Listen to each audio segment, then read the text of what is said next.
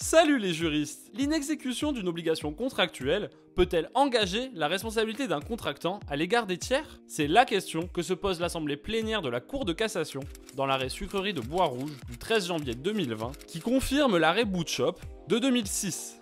Mais avant toute chose, si tu veux consulter la fiche de cet arrêt, elle est disponible sur notre compte Instagram, ainsi que toutes les fiches de tous les autres arrêts précédents et nos actualités au quotidien. Les faits sont les suivants. La sucrerie de Bois-Rouge exploite une usine de sucre au nord de l'île de la Réunion. Elle est alimentée en électricité par la compagnie thermique de Bois-Rouge. Le 30 août 2009, un incendie ravage l'usine d'électricité qui cesse alors de fonctionner et donc d'alimenter la sucrerie de Bois-Rouge.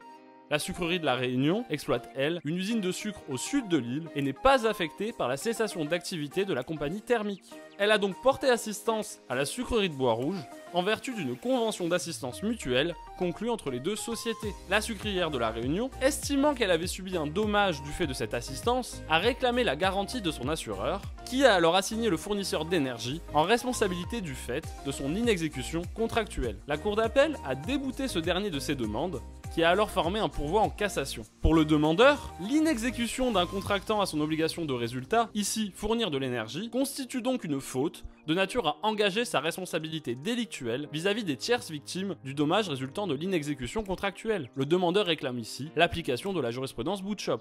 Pour rappel, l'arrêt Bootshop affirmait un principe d'identité des fautes délictuelles et contractuelles. Autrement dit, la faute contractuelle qui cause un dommage à un tiers va engager le contractant fautif à le réparer. Mais alors quel était le problème? L'article 1165 du Code civil affirme que les conventions n'ont d'effet qu'entre les parties contractantes. Ce principe s'appelle le principe d'effet relatif des contrats. Autrement dit, le contrat va former une bulle dans la sphère juridique qui ne va créer de droits et d'obligations qu'entre les parties. Dans ce cas, la sucrerie de la Réunion, qui n'était pas partie au contrat de fourniture d'énergie entre la compagnie thermique et la sucrerie de Bois-Rouge, avait le rôle de tiers. Ainsi, en application de l'effet relatif des conventions, elle ne pouvait pas demander à être indemnisée sur le fondement de la responsabilité contractuelle. Autrement dit, c'est sur le fondement de la responsabilité extra-contractuelle, aussi appelée délictuelle, que va devoir se fonder le demandeur pour obtenir réparation. Cette responsabilité est affirmée par l'article 1240 du Code civil, selon lequel, pour engager la responsabilité délictuelle, il faut démontrer une faute, un dommage et un lien de causalité entre la faute et le dommage.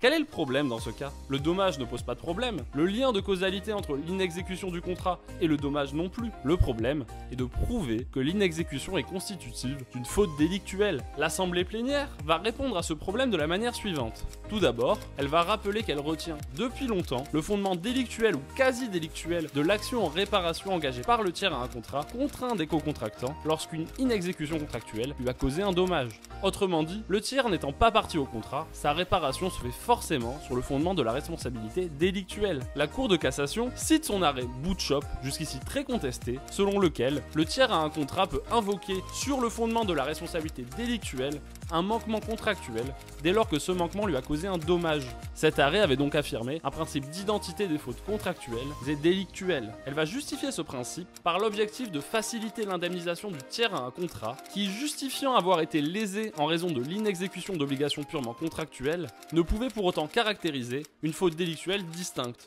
Autrement dit, la distinction entre ces deux fautes était de nature à entraver l'indemnisation des tiers. La Cour va poursuivre son raisonnement en rappelant les arrêts de résistance de certaines chambres de la Cour. Pourtant, elle affirme que si l'article 1165 énonce que les conventions n'ont d'effet qu'entre les parties contractantes, il comporte une deuxième partie selon laquelle ces conventions ne doivent ni leur profiter ni leur nuire. C'est le revers de l'effet relatif des contrats. Si les parties ne peuvent pas en tirer de bénéfices, il ne doit pas non plus leur nuire. Elle affirme que la faute contractuelle, qui aura pour effet secondaire de nuire au tiers, va engager la responsabilité délictuelle du contractant fautif. Pour appliquer l'article 1240 et ainsi engager la responsabilité délictuelle, la Cour affirme « Le manquement par un contractant à une obligation contractuelle est de nature à constituer un fait illicite à l'égard d'un tiers au contrat lorsqu'il lui cause un dommage. Mais, dans le but de ne pas entraver l'indemnisation de ce dommage, la Cour va réaffirmer, comme dans l'arrêt Bootshop, que le tiers au contrat qui établit un lien de causalité entre un manquement contractuel et le dommage qu'il subit n'est pas tenu de démontrer une faute délictuelle ou quasi délictuelle distincte de ce manquement. »